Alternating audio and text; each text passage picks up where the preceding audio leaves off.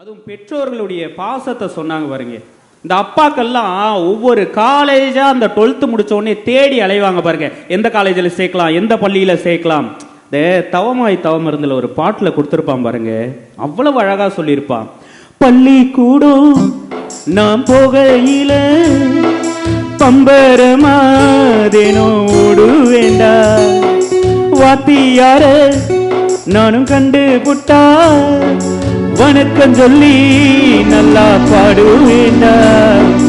அந்த கால படிப்பை எல்லாம் படிக்க தாண்டா பார்த்தேன், அந்த கணக்கு பாடம் தெரியாம பரீட்சையில தோத்தேன். நான் படிக்க நினைச்சதெல்லாம் நீ படிக்கணும், என்னுடைய கவலைகளை நீங்க போக்கணும். உங்களை பெத்ததை சந்தோஷம், நான் உங்களை பெத்ததை சந்தோஷம். சிங்கத்தை பெத்ததை சந்தோஷம், 2 சிங்கத்தை பெத்ததை சந்தோஷம். ஒரே ஒரு ஊருக்குள்ள ஒரே ஒரு அம்மா அப்பா, ஒத்தப்புள்ள பெத்தாங்களே அது யாரு உங்க அப்பா. நான் முத்துக்குமார் தான் சார் ஒரு கவிதையில சொல்லியிருப்பார் அவ்வளவு அழகா. திருவிழாவின் பொழுதெல்லாம் என் தந்தையின் தோள் மீது ஏறி நின்று சாமியை பார்த்திருக்கின்றேன். திருவிழாவின் போதெல்லாம் என் தந்தையின் தோள் மீது ஏறி நின்று சாமியை பார்த்திருக்கின்றேன். அப்பொழுதெல்லாம் தெரியவில்லை, ஒரு சாமியின் தோள் மீது ஏறி நின்றுதான் இன்னொரு சாமியை பார்த்தேன். ஸ்கூல்ல ஃபீஸ் கட்டலன்னு அப்பாட்ட சொல்லிட்டோன்னு வச்சுங்க, அந்த அப்பா போயிட்டு அப்ப காசு இருக்கோ இல்லையோ யார்கிட்டயாவது கடன் வாங்கி கொண்டு வந்து ஃபீஸை கட்டிட்டு, சார் ஃபீஸ் கட்டலன்னா எனக்கு ஃபோன் பண்ணி சொல்லுங்க சார், மற்ற பசங்க முன்னாடி என் பிள்ளைய வெளியிலலாம் நிற்க வைக்காதீங்க சார், பிள்ளைக்கு கஷ்டமா இருக்கும்னு சொல்லிட்டு போற அந்த அப்பனை யோசிச்சு பாருங்க. வேலை செய்யற இடத்துல கடன் வாங்கி தான் அவமானப்பட்டாலும் பரவாயில்ல, படிக்கிற இடத்துல தான் புள்ள அவமானப்படக்கூடாதுன்னு நினைக்கிற ஒரே ஜீவன் தகப்பனாக மட்டும்தான் சார் இந்த உலகத்துல இருக்கிறான். அவர்களானதான சார் ஒரு மாணவன் முன்னேற்ற பாதையில போறோம் அப்படின்னு சொல்லி நர்மதா அவர்கள் சொல்லியிருக்காங்க. இதெல்லாம் ஒத்துப்பாரா? நெய்வேலியிலிருந்து இன்றைக்கு கல்யாண மாலை அப்படிங்கிற நிகழ்ச்சியில ஒட்டுமொத்த தமிழ் ரசிகர்கள் எந்த தேசத்திலெல்லாம் இருக்கிறார்களோ அவர்களின் ஒட்டுமொத்த இதயத்தையும் கொள்ளை கொண்ட நல்ல தமிழுக்கு சொந்தக்காரர் அன்பு சகோதரர் காளிதாஸ் அவர்களை உங்களின் பலத்த கரவொலியோடு அன்போடு அழைக்கின்றேன்.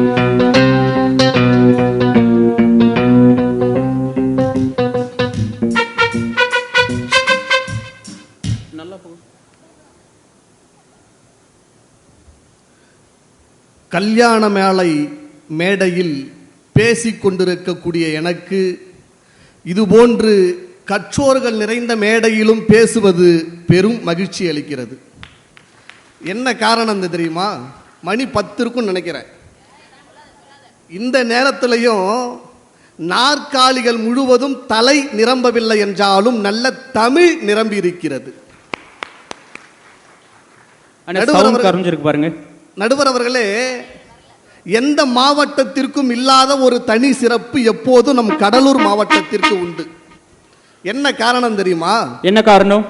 ஏதாவது ஒரு ஊர்ல போய் நான் கடலூர்காரண்டான்னு காலரை தூக்கி விட்டு கெத்தா சொல்லுங்களா, ஒரு 2 நிமிஷம் நம்மளை எக்ஸ்ட்ரா உத்து பார்ப்பான். எனக்கு என்ன காரணம்னா, இவர்கள் தானே புயலால் தடுக்கி விழுந்தாலும் தன்னம்பிக்கையினால் மீண்டு எழுந்தவர்கள் என்று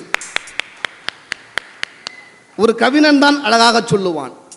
ஒரு வரியில் படிக்க வேண்டும் என்றால் ஆத்திச்சூடி படி, 2 வரியில் படிக்க வேண்டும் என்றால் திருக்குறளை படி, 3 வரியில் படிக்க வேண்டும் என்றால் ஹைக்கூ படி, 4 வரியில் படிக்க வேண்டும் என்றால் நாலடியாரை படி. படிக்கவே கூடாது என்றால் எப்படி?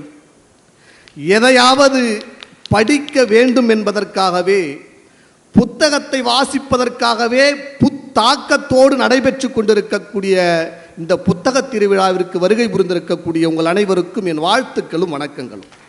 அதுவும் முக்கியமா நம்முடைய மாவட்ட ஆட்சித்தலைவர் அவர்களுக்கும் இதை ஒருங்கிணைத்த அதிகாரிகளுக்கும் ஒரு நல்ல கைத்தட்டல் கொடுங்க பார்க்கலாம் சார். சுமார் இந்த வருஷத்துல மட்டும் ஒரு 12 மாவட்டங்கள்ல புத்தக திருவிழாவில் பேசியிருக்கோம்.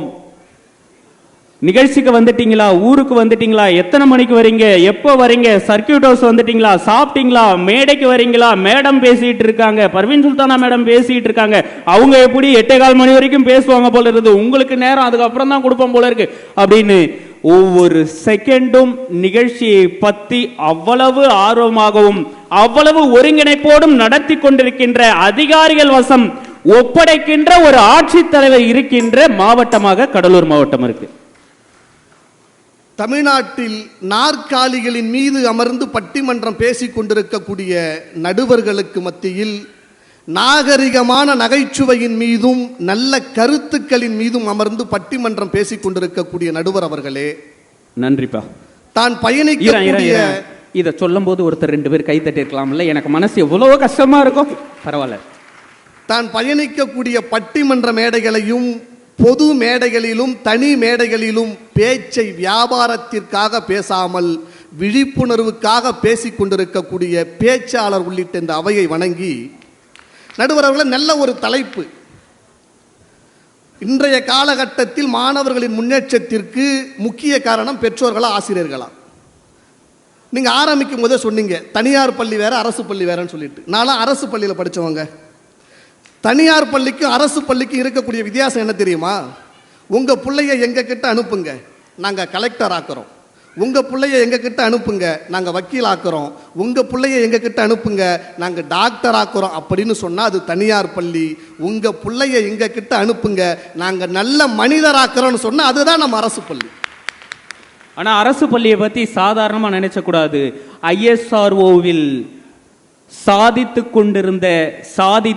கடைசியாக சாதித்து கொண்டிருக்கும் தலை சிறந்த தலைமை விஞ்ஞானிகள் அத்தனை பேரும் தமிழகத்திலிருந்து சென்றவர்கள், முக்கியமாக அரசு பள்ளியில் படித்தவர்கள் என்பதுதான் நமக்கெல்லாம் மிகப்பெரிய பெருமை. நான் மருத்துவம் படித்து மருத்துவமனைக்கு செல்ல வேண்டும், வழக்கறிஞர் படித்து நீதிமன்றத்திற்கு செல்ல வேண்டும், போலீஸ் ஆகி காவல் நிலையத்திற்கு செல்ல வேண்டும் என்று நினைக்கக்கூடியவர்களுக்கு மத்தியில் நான் என்ன படித்தாலும் மீண்டும் நான் படித்த பள்ளிக்கூடத்திற்கே செல்ல வேண்டும் என்று நினைக்கக்கூடிய ஒரு சமூகம் எது என்று சொன்னால் அது ஆசிரியர் சமூகம் தான். நடுவர் அவர்களே, பெற்றோர்களுக்கு ஆசிரியர்களுக்கு இருக்கக்கூடிய வித்தியாசம் என்ன தெரியுமா? என்ன? எங்க அக்கா நர்மதா அக்கா வந்தாங்க, 1000 இது சொன்னாங்க. பெற்றோர்களுக்கு ஆசிரியர்களுக்கு இருக்கக்கூடிய வேறுபாடு, பிள்ளைங்களுக்கு நிலாவை காட்டி சோறு ஊட்டுன்னு அது பெற்றோர்கள். அந்த நிலாவுக்கே நீ போகலான்னு ஒரு தன்னம்பிக்கையை சொன்னா அதுதான் ஆசிரியர்கள். சார், புடவைய பார்த்து பார்த்து எடுத்தா அது அம்மாங்க, புள்ளைய பார்த்து பார்த்து வளர்த்தா அது ஆசிரியர். இன்னும் ஒன்று சொல்லட்டுமா நடுவர் அவர்களே? இந்த பிள்ளைங்களை சமாளிக்கிறது ரொம்ப கஷ்டமான விஷயம். கடவுர் பக்கத்தில் நெல்லிக்குப்பத்தில் ஒரு ஸ்கூல் ஒன்று இருக்குங்க. நெல்லிக்குப்பத்தில் அங்கே 2 பசங்க லேட்டாக வந்திருக்கானுங்க. ஸ்கூலில் இருந்த வாத்தியார் என்ன கேட்டிருக்காரு, ஏன்டா லேட்டாக வந்திருக்குன்னு கேட்டார். ஒரு பையன் சொல்லியிருக்கான், சார் வர வழியில் இந்த பட்டாம்பாக்கத்து பக்கத்தில் டிராஃபிக் ஜாம் சார், அதனால தான் லேட் ஆகிடுச்சுன்னு சொன்ன உடனே அந்த வாத்தியார் பிடிச்சி வெளுன்னு வெளுத்திருக்காரு. உடனே இன்னொரு பையனை கேட்டிருக்காரு, நீ ஏன்டா லேட்டு? சார் நான் வரும்போதே ஹெச்எம்ஐ பார்த்துட்டேன் சார். வரும்போதே ஹெச்எம்ஐ பார்த்துட்டியா? வரும்போதே ஹெச்எம்ஐ பார்த்துட்டே போய் உட்காரான் இருக்காரு. இந்த முதல்ல அடி வாங்கினா பார்த்தீங்களா, அந்த பையன் முதுவை தடவினே கேட்குறான், ஏன்டா நீ நானும் ஒன்றா தானடா வந்தோம், நீ எப்படா ஹெச்எம்ஐ பார்த்த? வரும்போது ஜன்னல் வழியாக பார்த்தோம், உள்ள உட்காந்துட்டாருன்றான். இப்படி நம்ம புள்ள கலெக்டர் ஆவானா, போலீஸ் ஆவானா, வக்கீல் ஆவானான்னு எக்ஸ்பெக்ட் பண்ணுறது பெற்றோர்கள். பிள்ளைகள் எதை செய்தாலும் அதை அக்செப்ட் பண்ணிக்கொள்வது தான் ஆசிரியர்கள். நடுவர் அவர்களே, தான் பெற்ற பிள்ளைக்கு பால் கொடுப்பதை விட தான் பெறாத பிள்ளைகளுக்கும் படிப்பை கொடுக்கக்கூடிய ஆசிரியர்கள் தான் ஒரு மாணவனுடைய முன்னேற்றத்தை தீர்மானிக்கிறார்கள் என்று சொன்னால், சார் தெய்வத்துள் வைத்து பேசப்படுபவர்கள் 4 பேருங்க. யார் யாரு? தெய்வத்துள் வைத்து பேசப்படுபவர்கள் 4 பேர். மாதா, பிதா, குரு, தெய்வம். மாதா, பிதா, குரு, தெய்வம். விரல் விட்டு அடையாளப்படுத்துகின்ற பொழுது கூட உயர்ந்த விரலால் தான் குருவான ஆசிரியர்களை உயர்த்தி காட்டுகிறோம் என்று சொன்னால் ஒரு மாணவனுடைய உயர்வை தீர்மானிப்பது எதுங்க? ஆசிரியர் தானே. ஒருமைக்கண் தான் கற்ற கல்வி ஒருவனுக்கு எழுமையும் ஏமாப்புடைத்துன்னு வள்ளுவர் சொன்னார்ல. 7 ஜென்மத்திற்கும் என் ஆசிரியர்கள் கற்றுக் கொடுத்த அந்த கல்விதான் என்னை உயர்ந்த இடத்திற்கு கொண்டு செல்வது என்று சொன்னால் அதைத்தான் அறிவுமதி அவர்கள் அழகாக சொல்லுவார். 2 அடி கொடுத்தால் தான் திருந்துவேன் என்று சொன்னால் அதை வாங்கிக்கொள் வள்ளுவனிடம் என்று. நடுவர் அவர்களே, ஒவ்வொரு மாணவர்களுடைய முன்னேற்றத்திற்கும் ஒவ்வொரு ஆசிரியர்களும் எப்படி காரணமா இருக்காங்க சொல்லட்டுமா? வரிசைப்படுத்தட்டுமா? சொல்லுங்க பார்க்கலாம். சார், சேலத்தில் மாரியப்பன் ஒருத்தவன் விபத்துனால ஒரு காலை இழந்துட்டான். அவங்க அப்பா அம்மா என்ன நினச்சிக்கிட்டாங்க, அச்சோ ஒத்த பிள்ளையாச்சு, ஒரு காலை இழந்துட்டான், இனிமே நம்ம பிள்ளை எப்படிடா இந்த உலகத்தில் சாதிப்பான்னு நினச்சிக்கிட்டு இருந்தபோது அவனுக்கு துணை காலா வந்து நின்றவர் அந்த இடத்தில் ஆசிரியர். பேரா ஒலிம்பிக்கில் கூட்டுக்கிட்டு போய் அவனை சேர்க்கிறாரு. முதல் முறை தாண்டான், கீழே விழுந்துடுறான். ரெண்டாவது முறையும் தாண்டான், கீழே விழுந்துடுறான். மூணாவது முறையும் தாண்டான், கீழே விழுந்துடுறான். அவன் கீழே விழுந்த அப்பெல்லாம் நினைச்ச விஷயம் என்ன தெரியுமா? தவறி விழுந்த விதை இந்த மண்ணில் முளைக்கும் போது தடுக்கி விழுந்த நம்மால ஜெயிக்க முடியாதான்னு சொல்லிட்டு 4வது முறையாய் தாண்டி இந்தியாவிற்கான பேரா ஒலிம்பிக்கில் தங்கப்பதக்கம் வாங்கி கொடுத்தாடா. இழந்தது உன் காலைத்தானே தவிர ஒருபோதும் உன் கையை இழக்கவில்லை என்று நம்பிக்கையை கொடுத்தது அவனுடைய ஆசிரியர் இல்லையா? Super super super sir. இன்னைக்கு ஒவ்வொரு பெண்ணும் மருத்துவம் படிக்கிறாங்க. நம்ம படித்து முடித்தோடனே நம்ம அப்பா அம்மா நினைப்பாங்க, எப்படியாவது என் பொம்பளை பிள்ளைய கஷ்டப்பட்டாவது கடன்பட்டாவது ஒரு நல்ல மருத்துவக் கல்லூரியில் டாக்டர் ஆக்கிடணும், என் புள்ள பேருக்கு முன்னாடி டாக்டர் நர்மதான்னு வரணும், டாக்டர் பரமேஸ்வரின்னு வரணும், டாக்டர் அன்னலட்சுமின்னு வரணும்னு சொல்லிட்டு கடனை உடனே வாங்கியாவது காலேஜில் போய் சேர்க்குறாங்கல்ல. இப்படி பெண்கள் எல்லாம் மருத்துவம் படிப்பதற்கு வழிவகைப்படுத்தி கொடுத்தவர் யார் தெரியுமா? ஒரு கல்லூரியினுடைய முதல்வர். சார், அன்றைக்கு இருந்த காலம் ஆணாதிக்கு நிறைந்த காலம். ஒரு கல்லூரியில் போய் ஒரு பெண் மருத்துவம் படிக்கிறா. 40 மாணவர்கள் படிக்கக்கூடிய ஒரு வகுப்பறையில் 39 பேர் ஆண்கள், ஒரே ஒரு பெண் மட்டும் படிக்கிறதுனால இந்த ஆண்கள் எல்லாம் என்ன நினைக்கிறாங்க, எப்படி ஒரு பெண் மருத்துவம் படிக்க முடியும், அதுவும் நமக்கு சரிசமமாக உட்காந்து எப்படி மருத்துவம் படிக்க முடியும்னு சொல்லிட்டு இவங்க என்ன போய் சொல்கிறாங்கன்னா பெற்றோர்கள்ட்ட, அம்மா அம்மா அப்பா அப்பா எங்கள் கல்லூரியில் கிட்டத்தட்ட 40 பேர் படிக்கிறோம், 49 பேரில் 39 பேர் ஆண்கள், ஒரே ஒரு பெண் படிக்கிறதுனால எங்கள் கவனமெல்லாம் செதறுது, எங்களால் படிக்க முடியல, நீங்கள் வந்து அந்த கல்லூரியுடைய முதல்வர்கிட்ட பேசுங்கன்னு சொன்ன உடனே ஒவ்வொரு அப்பா அம்மாவும் வந்து கல்லூரி முதல்வரை பார்க்குறாங்க. சார், இது போல் 40 பேர் படிக்கக்கூடிய இடத்துல 39 பேர் ஆண்கள் படிக்கிறாங்க, ஒரே ஒரு பெண் படிக்கிறதுனால எங்கள் பசங்களுடைய படிப்பு பாதிக்கப்படுதுன்னு சொன்னபோது அந்த கல்லூரியினுடைய முதல்வர் சொன்னார், 40 மாணவர்கள் படிக்கக்கூடிய வகுப்பறையில் ஒரே ஒரு பெண் படிப்பதனால் உங்க 39 ஆண்களினுடைய கல்வி பாதிக்கப்படுதுன்னா அந்த 39 பேரும் வீட்டில் இருக்கட்டும், இந்த ஒரு பெண் படித்தால் போதும் என்று சொன்னார் தெரியுமா? இன்னைக்கு பெண்கள் மருத்துவம் பார்ப்பதற்கு, பெண்கள் மருத்துவரை பார்ப்பதற்கு மருத்துவமனைக்கு சென்று கொண்டிருந்த காலம் மாறி பெண்கள் மருத்துவம் பார்ப்பதற்கு மருத்துவமனைக்கு சென்று கொண்டிருக்கிறார் என்று சொன்னால் டாக்டர் முத்துலட்சுமி ரெட்டியை ஒரு பெண் மருத்துவராக்கியது ஒரு கல்லூரியுடைய முதல்வர். சார், சிற்பி ராஜன் ஒருத்தரை கேள்விப்பட்டிருக்கீங்களா? சிற்பி ராஜன் கேள்விப்பட்டதில்லை, நீங்க சொல்லுங்க, தெரிஞ்சுக்கிறோம் இன்னைக்கு. சார், விழி விளக்குன்ற ஒரு அமைப்பு தெருவிளக்கு என்கின்ற ஒரு குறும்படத்தை வெளியிடுகிறது. அந்த தெருவிளக்கு என்கின்ற குறும்படம் முழுக்க முழுக்க சிற்பி ராஜனை பற்றிய ஒரு திரைப்படம், அவருடைய மாணவர்களை பற்றிய ஒரு திரைப்படம். சிற்பி ராஜன் என்ன பண்றாரு, கிட்டத்தட்ட ஒரு 40 ஆண்டு காலம் சிலை செய்யக்கூடிய ஒரு கல்லூரியை வச்சு நடத்திக்கிட்டு வர்றார். அந்த கல்லூரியில் இருக்கக்கூடிய மாணவர்கள் எல்லோரும் தலித் மாணவர்கள். சிற்பி ராஜன் என்ன பண்றாரு, தமிழ்நாட்டில் இருக்கக்கூடிய சின்ன சின்ன கோயில்களுக்கெல்லாம் இவர் கைப்பட சிலையை செஞ்சு கொடுக்கிறாரு. தமிழ்நாட்டில் இருக்கக்கூடிய பெரிய பெரிய கோயில்களுக்கெல்லாம் இவர்களுடைய மாணவர்கள் கைப்பட சிலையை செஞ்சு கொடுக்கிறார். இதை கேள்விப்பட்ட பத்திரிகை நிருபர்கள் போய் அவர்கிட்ட பேட்டி எடுக்கிறாங்க. சார், என்ன சார், தமிழ்நாட்டில் இருக்கக்கூடிய பெரிய பெரிய கோயில்களுக்கெல்லாம் உங்கள் மாணவர்களை வச்சு சிலை செஞ்சு கொடுக்குறீங்களே, என்ன காரணம்னு கேட்கும்போது சிற்பி ராஜன் சொன்னார், தமிழ்நாட்டில் பல கோயில்களில் தலித்துகள் உள்ளே கோயிலுக்குள் போகக்கூடாது என்கின்ற வன்முறை உண்டு. ஆனால் இருக்கக்கூடிய பல கோயில்களில் தலித் மாணவர்கள் செய்த சிலையைத்தான் இங்கே கையெடுத்து வணங்குகிறார்கள் என்று சொன்னால் ஒவ்வொரு தலித் மாணவனையும் தலை தூக்கப்பட்ட மாணவனாக மாற்றியது ஒரு ஆசிரியர் இல்லையா? இதை நான் இப்படி நினைச்சு பார்க்கிறேன், சமூக அறிவியலை சொல்லிக் கொடுப்பவர்கள் மட்டும் ஆசிரியர்கள் கிடையாது, இந்த சமுதாயத்திற்கான நல் அறத்தை சொல்லிக் கொடுப்பவர்களும் ஆசிரியர்கள் தான். நடுவர் அவர்களே, கோவை மாவட்டம் அரசம்பள்ளியில் அரசு மேல்நிலை பள்ளியில் தமிழாசிரியராக வேலை பார்க்கக்கூடிய ஒரு பெயர் இளவரசு. இவர் என்ன பண்ணுறாருன்னா, பாடம் எடுத்த நேரம் போனதுக்கு பிறகு அவர் பள்ளிக்கூடத்தில் படிக்கக்கூடிய மாணவர்கள் எழுதக்கூடிய கவிதைகளை, கட்டுரைகளை, அவர்கள் வரையக்கூடிய ஓவியங்களை எல்லாத்தையும் ஒன்றா தொகுத்து இவருடைய சொந்த பணத்தில் நாற்றங்கால் கையெழுத்து இதழ் என்கின்ற ஒரு இதழை இன்றைக்கு வரைக்கும் அவர் வெளியிட்டு கொண்டிருக்கிறார் என்று சொன்னால் மாணவர்களை படிப்பாளிகளாக மட்டுமல்ல நல்ல படைப்பாளிகளாகவும் மாற்றுவது ஒரு ஆசிரியர் என்பதை மறக்கக்கூடாது. நடுவர் அவர்களே, வேலூர் பக்கத்தில் பேரணம்பட்டுங்கிற ஒரு ஊருங்க. பேரணம்பட்டு அதுக்கு பக்கத்தில் பாஸ்மார்க் பென்டா என்கின்ற ஒரு மலையடி கிராமம். அந்த மலையடி கிராமத்தில் இருக்கக்கூடிய மாணவர்கள் பள்ளிக்கூடத்திற்கு போவதற்கு பேருந்து வசதி இல்லாததுனால அவங்க வீட்டில் இருக்கக்கூடிய பெற்றோர்கள் என்ன பண்ணிடுறாங்க, நீ படித்ததெல்லாம் போதும் வீட்டில் இருன்னு சொல்லிடுறாங்க. ஆனால் அதே பேரண்ணம்பட்டு அரசு உயர்நிலைப் பள்ளியில் ஆசிரியராக வேலை பார்க்கக்கூடிய ஒரு பேர் திவாகர்.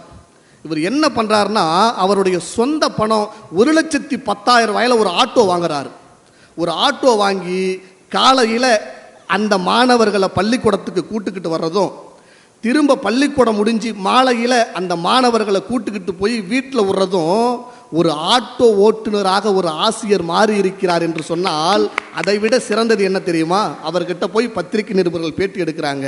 சார், கல்வியால் தான் ஒரு உயர முடியும்னு கேள்விப்பட்டிருக்கோம், நீங்கள் ஏன் சார் ஆட்டோ வாங்கினீங்கன்னு கேட்கும்போது, மலையடி கிராமத்தில் இருக்கக்கூடிய மாணவர்களுக்கு நான் கல்வியை கொடுப்பதற்கு ஆஸ்கார் வாங்கினால் கூட எனக்கு சந்தோஷம் கிடைக்காது, ஒரு ஆட்டோ வாங்கினேன் பார்த்தீங்களா, அதுதான் எனக்கு சந்தோஷம்னு சொன்னான்னா ஒரு ஆசிரியர் எப்பேற்பட்டவர் சார். நடுவர் அவர்களே, இவங்க எல்லாம் மாணவர்களுடைய உயர்வுக்காக போராடியவர்கள். சமீபத்தில் ஒரு 2 வாரத்துக்கு முன்னாடி மாணவனுடைய உயிருக்காக போராடிய ஒரு ஆசிரியரை நினைவுபடுத்தட்டுமா? நினைவுபடுத்துங்க பார்க்கலாம். சார், அவர் என்ன பண்றாரு, பெங்களூருக்கு ஓசூர் பக்கத்தில் இருக்கக்கூடிய எலவப்பள்ளிங்கிற ஒரு கிராமத்தில் 3ஆம் வகுப்பு படிக்கக்கூடிய ஒரு மாணவன் பேர் நித்தில்குமார். இவன் மதிய உணவு இடைவேளை முடிஞ்சதுக்கு அப்புறம் அந்த பள்ளிக்கூடத்துக்கு பின்னாடி தற்காலிகமாக அமைச்சிருக்கக்கூடிய விவசாய நிலத்தில் இருக்கிற ஒரு 10 அடி ஆழம் கொண்ட ஒரு குளத்தில் போய் விழுந்துடுறான். குளத்தில் விழுந்த உடனே யாராவது காப்பாற்றுங்க காப்பாற்றுங்கன்னு அலறான். யாருமே கிட்ட வரலை. பக்கத்தில் இருந்த மாணவர்கள் எல்லாரும் ஓடி போய் பார்க்குறாங்க, குளம் ஆழமாக இருக்குது, எப்படிடா நம்ம இதில் விழுந்த காப்பாற்ற முடியும்னு நினச்சிட்டு அதே பள்ளிக்கூடத்தில் தலைமை ஆசிரியராக வேலை பார்க்கக்கூடிய கௌரி சங்கர் ராஜா கிட்ட போய் சொல்கிறாங்க. அவர் என்ன பண்ணுறாரு, எப்படியாவது அந்த பிள்ளையை காப்பாற்றணும்னு சொல்லிட்டு எடுத்த உடனே அவங்க அப்பா அம்மாவுக்கு ஃபோன் பண்ணலை, நாம் போனால் அந்த பிள்ளையை காப்பாற்றலான்னு சொல்லிட்டு ஓடி போய் அந்த குளத்தை பார்க்குறாரு. குளம் ஆழம்னு அவருக்கு தெரியும், நமக்கு நீச்சல் தெரியாதுன்னு அவருக்கு தெரியும், இந்த குளத்துக்குள்ளே விழுந்தால் இறந்துடுவோன்னு தெரியும். இருந்தாலும் ஒரு மாணவனை காப்பாற்ற வேண்டும் என்பதற்காக எதையுமே அந்த இடத்தில் யோசிக்காமல் குளத்துக்குள்ளே விழுந்து போயிடுறாரு. 5 நிமிஷம் ஆகுது, 10 நிமிஷம் ஆகுது, 15 நிமிஷம் ஆகுது, 20 நிமிஷம் ஆகுது. உள்ளே போன மாணவனும் காணும், ஆசிரியரும் காணும். சந்தேகப்பட்டு மாணவர்கள் எல்லோரும் ஓடி போய் ஊருக்குள்ளே இருந்தவங்களை கூட்டுக்கிட்டு வந்து பார்க்குறாங்க. மாணவனும் இறந்து போயிட்டார், ஆசிரியரும் இறந்து போயிட்டார். மாணவர்களுடைய வாழ்க்கையில் உயர்வுக்காக போராடுபவர்கள் மட்டும் ஆசிரியர்கள் கிடையாது, மாணவனுடைய வாழ்க்கையில் அவன் உயிருக்காக போராடுபவர்களும் ஆசிரியர்கள் தான், இல்லையா? நடுவர்களை நிறைவாக இப்படி சொல்லி முடிக்கிறேன்.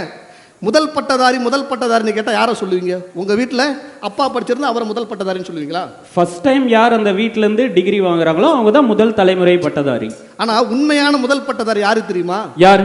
படிக்கவே இல்லைனாலும் நம்மளுடைய அப்பா தான் முதல் பட்டதாரி. சார், ஒரே ஒரு கவிதை மட்டும் சொல்லி முடிச்சுக்கிறேன்.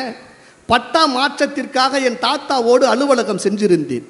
கையொப்பம் இடுவதற்காக அலுவலர் கொடுத்த பேனாவை வாங்கிய என் தாத்தா அது பேனா என்று தெரியாமல் கூட பேபே என்று முடித்ததை பார்த்து அங்கிருந்து அனைவரும் சிரித்தார்கள். தனிநபர் கடன் கேட்டு என் அப்பாவோடு வங்கிக்கு சென்றிருந்தேன். கையொப்பம் இடுவதற்காக வங்கி மேலாளர் கொடுத்த பேனாவை வாங்கிய என் அப்பா ஓரம் வைத்து விட்டு கை நாட்டு வைத்த என் அப்பாவை ஏற இறங்க பார்த்தார்கள். எதுக்கியா லோனு, மாடு வாங்க போறீங்களா என்று வங்கி மேலாளர் கேட்ட கேள்விக்கு என் அப்பா பதில் சொன்னார், இல்லைங்க சாமி, என் மகனுடைய மருத்துவ படிப்பிற்கு என்று. என் மதிப்பெண் சான்றிதழை வாங்கி பார்த்து வங்கி மேலாளர் சொன்னார், சாரி சார், உட்காருங்கன்னு. என் மதிப்பெண் சான்றிதழ் என் அப்பாவிற்கான மதிப்பை பெற்றுக் கொடுத்தது என்பதை உணர்ந்தேன். அன்றையிலிருந்து கஷ்டப்பட்டு படித்தேன், கல்லூரியும் முடித்தேன். தாத்தாவும் அப்பாவும் படிக்கலனா என்ன, தாத்தாவும் அப்பாவும் படிக்கலனா என்ன, படித்த என்னோடு சேர்ந்தே என்னை படிக்க வைத்த என் அப்பாவும் பட்டம் பெறுகிறார், என் கல்லூரியின் பட்டமளிப்பு விழாவில் முதல் பட்டதாரியாய். இப்படி அப்பாவையும் பிள்ளையையும் படிப்பால் உயர்த்த முடியும் என்று ஒரு ஆசிரியர்கள் நினைக்கிறார்கள் என்று சொன்னால், மாணவர்களுடைய முன்னேற்றத்திற்கு பெரும் பங்கு வகிப்பவர்கள் ஆசிரியர்களே என்று கூறி நல்லதொரு வாய்ப்பிற்கு நன்றி கூறி விடைபெறுகிறேன். நன்றி, வணக்கம். ஆக சிறந்த பேச்சு. ஒரு அரங்கு நிறைந்த கைத்தட்டல் கொடுக்கலாமா காளிதாஸ் அவர்களுக்கு? எனக்கு மிகப்பெரிய பெருமை, சந்தோஷம் என்ன தெரியுமா? நான் கடலூர்ல பேச ஆரம்பிச்சு ஒரு 15 வருஷம் ஆயிடுச்சு. லியோனி சார் டீமில் ஜாயின் பண்ணப்போ ஒரு 12 வருஷம் ஆயிடுச்சு. அவங்க டீமில் ட்ராவல் பண்ண ஆரம்பிச்சு உலக நாடுகளுக்கு எல்லாம் எங்களை கூட்டிட்டு போகிறாங்க. அவர்கள் நடத்திய ஒரு நிகழ்ச்சி நல்லா பேசுங்க நல்லதையே பேசுங்க என்கின்ற நிகழ்ச்சி. அந்த நிகழ்ச்சியில் பங்கு பெற்று பேசுவதற்காக மாணவனாக ஒருவன் வந்தான். அவன் பேசிய முதல் பேச்சே எனக்கு பிடித்து அன்றைக்கு தேர்வுக்குழு உறுப்பினராக இருந்த நான் அந்த மாணவனை அவன் கடலூர் மாணவன் என்று தெரிந்ததும் இன்னும் பெருமையோடு தேர்வு செய்தேன். அந்த மாணவன் இன்று கல்யாண மாலை நிகழ்ச்சி வரை சென்று உலகத்தின் பல்வேறு நடுவர்களோடு பேசிக் கொண்டிருக்கிறார் என்றார்.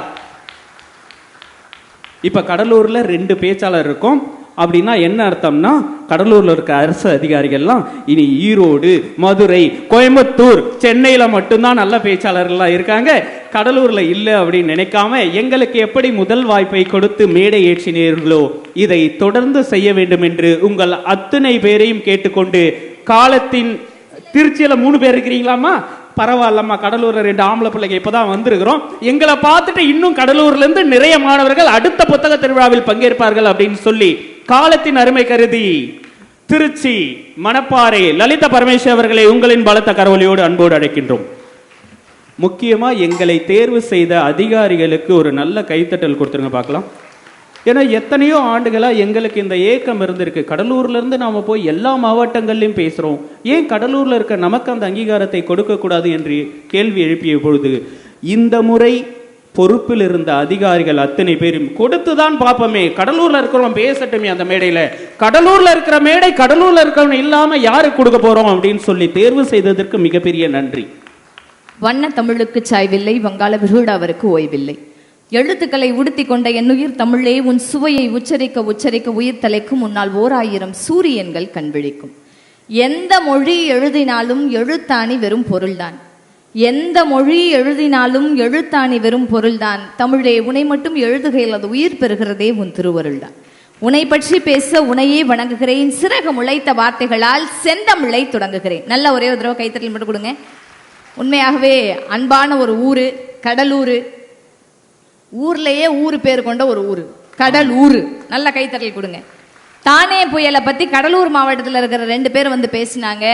உண்மையாவே தானே புயல் அப்ப நாங்க கேள்விப்பட்டோம், நிறைய மரங்கள் இங்க சாஞ்சிருச்சு, பாவம் நிறைய மக்கள் கஷ்டப்பட்டாங்கன்னு. ஆனா இப்ப வந்தப்ப கூட விசாரிச்சப்ப ஒருத்தர் சொன்னாரு, கடலூர்ல தானே புயல்ல சாய்ந்தது மரங்கள் தானே தவிர மனங்கள் இல்லைன்னு சொன்னார்.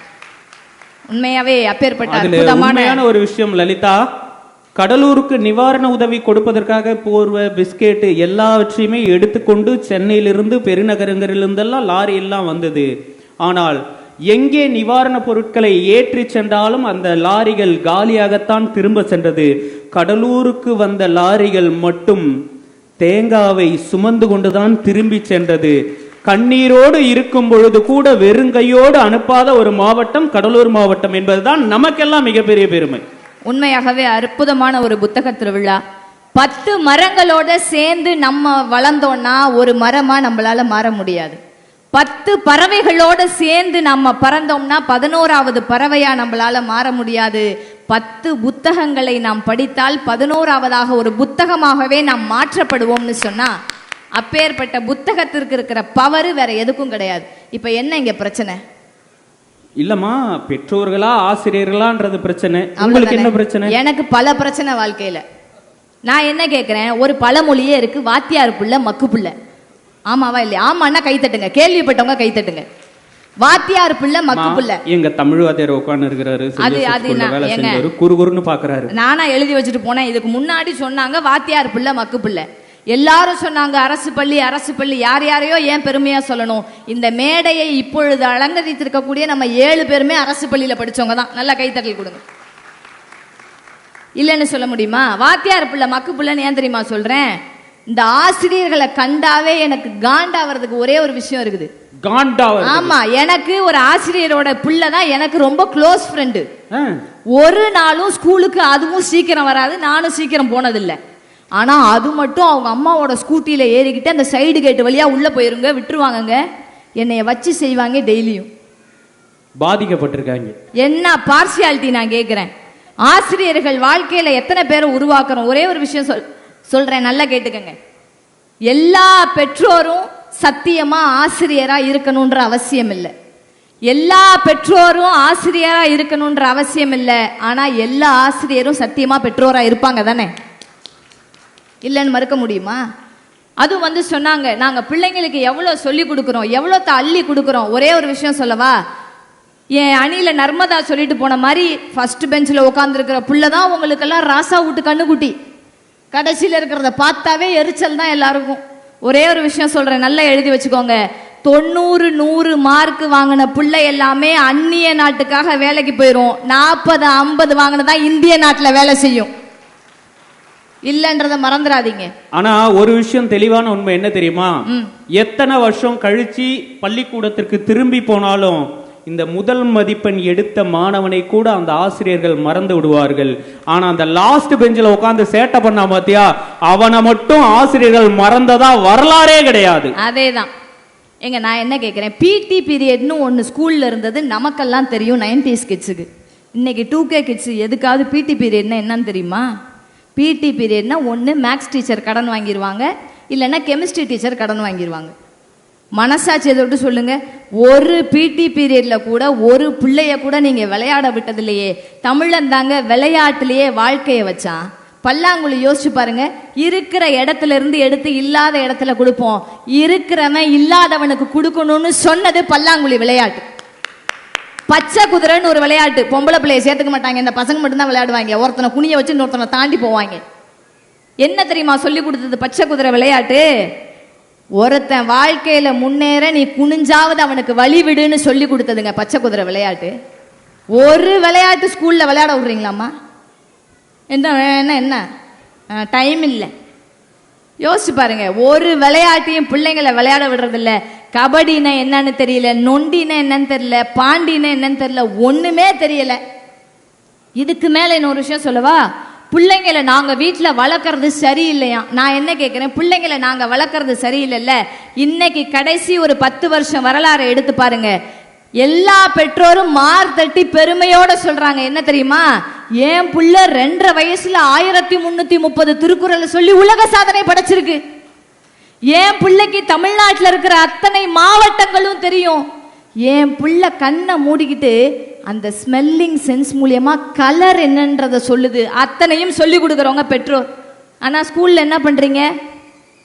BOY பாய் சொல்லு மிஸ் ஆய், அப்பதான் அவனுக்கு ஆயே வருது. ஸ்டூடெண்ட் சைலன்ஸ், அதுக்கு ஒரு லீடரு. யாராவது பேசுனீங்கன்னா பக்கத்துல 1 போட்டுக்கிட்டே போ, பக்கத்துல 1 போட்டுக்கிட்டே போ. நர்மதா சொன்ன மாதிரி மார்க்ல கை வச்சிருவேன், மார்க்ல கை வச்சிருவேன்னு ஒவ்வொரு குழந்தையின் மானத்தின் மீதும் கை வைக்கிறது ஆசிரியர்கள் தான், இல்லைன்னு சொல்லவே முடியாது. முக்கியமா இந்த கல்லூரி பேராசிரியர்களுக்கெல்லாம் சொல்றோம், இன்டர்னல் மார்க்ல கையை வச்சிருவேன், இன்டர்னல் மார்க்ல கையை வச்சிருவேன்றீங்க இல்லையா? கையை வைங்க சார், கொஞ்சம் பாரபட்சம் பார்த்து கையை வைங்க சார். 20க்கு 20 போடலனா கூட பரவாயில்ல, ஒரு 14 13ஆவது போடுங்க. அப்பயாவது அவன் படிச்சு, சரி வாத்தியார் 13 போட்டாரே அப்படின்றதுக்காகவாவது படிச்சு அவன் பாஸ் பண்ணுவான். அவன் மேல இருக்கிற வஞ்சத்தை தீக்கிறதுக்காக 4 3 போட்டு விட்டு போயிடுறீங்க. வாழ்க்கை முழுக்க அவன் டிகிரி வாங்காம படுற கஷ்டம் இருக்குது. அது எவ்வளவு கொடுமையானது தெரியுமா? தயவு செஞ்சு நிறைய ஆசிரியர்கள் 14 எல்லாம் போடுறாங்க தெரியுமா, பொழைச்சு போ அப்படின்னு சொல்லி. ஒரு சில ஆசிரியர்கிட்ட மட்டும் இந்த மேடையிலிருந்து நாங்க பணிவன்போட கேட்டுக்கிறோம். இதனால இவன் நிறைய 6 7 வாங்கியிருப்பானோ அப்படிலாம் நினைக்க கூடாது. Thanigavelan studied in VRS engineering college and technology, BTech IT department. இது அது ஒரு வாத்தியார் போட்டு போனாரு. ஆனாலும் அந்த மேக்ஸ் பேப்பர் கிளியர் பண்றதுக்கு நான் பட்டப்பாடு எனக்கு தான் தெரியும். உண்மையாவேங்க, வள்ளுவன் தாங்க அழகா சொல்லுவான், குழல் இனிது யாழ் இனிது என்பர் தம் மக்கள் மழலை சொல் கேளாதோர்னு சொன்னான். பெத்தவங்க வீட்டுல பிள்ளைங்களை பேச வச்சு அழகு பார்ப்பாங்க.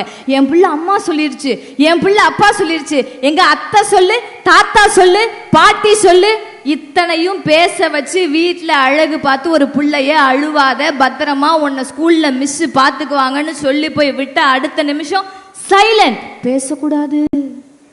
LKGல பேசக்கூடாதுன்னு சொல்றதுனால தான் 9ஆவதுல கத்தி எடுத்து ஆசிரியரை குத்துறான்றதை எந்த பெற்றோரும் மறந்துடாதீங்க. கை தட்டுங்க. நீங்க நல்லா யோசிச்சு பாருங்க, நல்ல ஒரு விஷயம் யோசிச்சு பாருங்க, தெளிவா யோசிச்சு பாருங்க. ஒரு காலகட்டத்தில் வாத்தியார் நம்மள அடி அடின்னு அடிப்பாரு, வாயை மூடிட்டு போய் வீட்டில் அழுதுக்குன்னே அம்மா அப்பாவுக்கு தெரியாம படுத்துன்னு இருப்போம். ஏன்?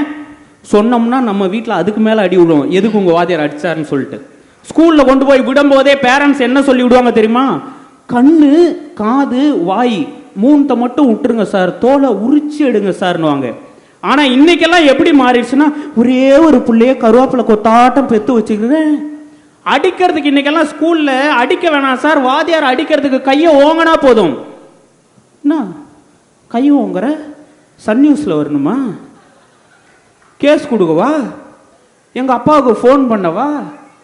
என்றைக்கு பள்ளிக்கூட ஆசிரியர்கள் கையில் இருந்த பிரம்பை கீழே வைத்தார்களோ அன்றைக்குத்தான் காவல்துறை லத்தியை அதிகமாக எடுக்கின்ற கட்டாயத்திற்கு தள்ளப்பட்டார்கள். அதுக்கு காரணம் பெத்தவங்க நாங்க தான், நாங்களே ஒத்துக்கிறோம், இல்லைன்னு சொல்லலை. உண்மையாவே ஒரு சில தவறுகள் இருந்தாலும் தலைப்பை தாண்டி தவறு என்னமோ அதை ஒத்துக்குவோம் நாங்க. ஆனா இவங்க ஒத்துக்கவே மாட்டாங்க. வந்து பிள்ளைங்க நல்லா படிக்கணும், நல்லா படிக்கணும். நான் என்ன கேட்கிறேன், ஸ்கூல்ல மாறுவேட போட்டின்னு ஒரு போட்டி நடத்துறீங்க. மாறுவேட போட்டி, ஃபேன்சி ட்ரெஸ் காம்படிஷன், எதுக்கு அது?